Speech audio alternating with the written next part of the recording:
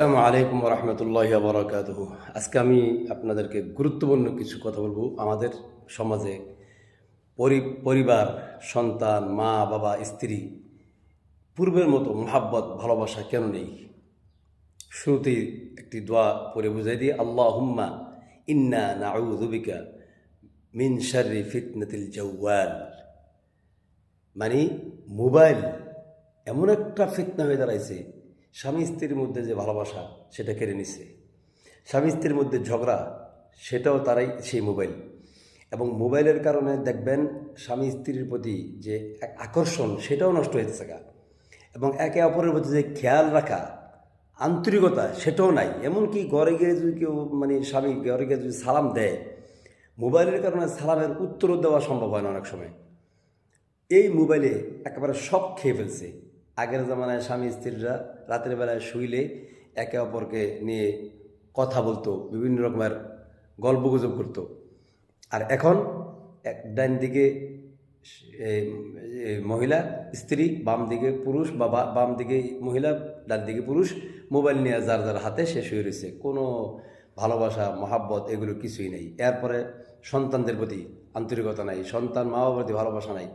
একে অপরকে মনে হচ্ছে যেন এই মোবাইলটায় এমন একটা ফিতনা, পরিবার পরিজন, আত্মীয় স্বজন, মা বাবা, ভাই বোন, মোবাইলের কারণে অনেক ধরনের ঝগড়া এবং ভালোবাসা মহাব্বত সব যেন ধ্বংস হয়ে যাচ্ছে পৃথিবী থেকে।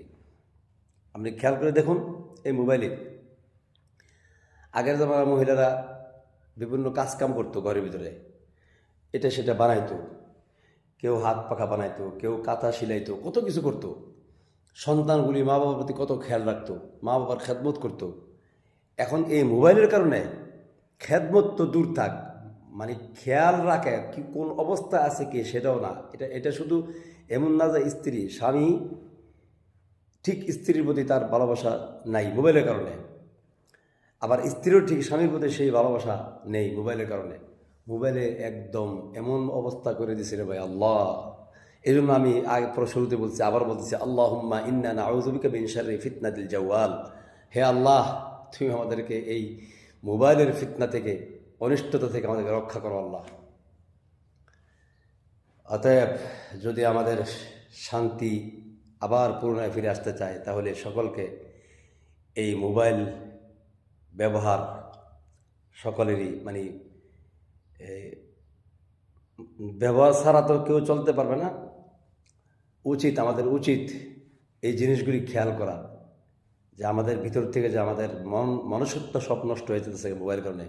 এই জিনিসগুলো আমাদের ভিতরে যেন আল্লাহ পাক ঢাইলে দেয়, আমরা যেন সঠিক হয়ে যেতে পারি, আমাদের হেদায়েত হয়ে যেতে পারি, আমাদেরকে যেন আল্লাহ পাক এই ফিতনা থেকে রক্ষা করে। আমিন ওয়া জাযাকুমুল্লাহু খাইরান। আসসালামু আলাইকুম ওয়া রাহমাতুল্লাহি ওয়া বারাকাতুহু।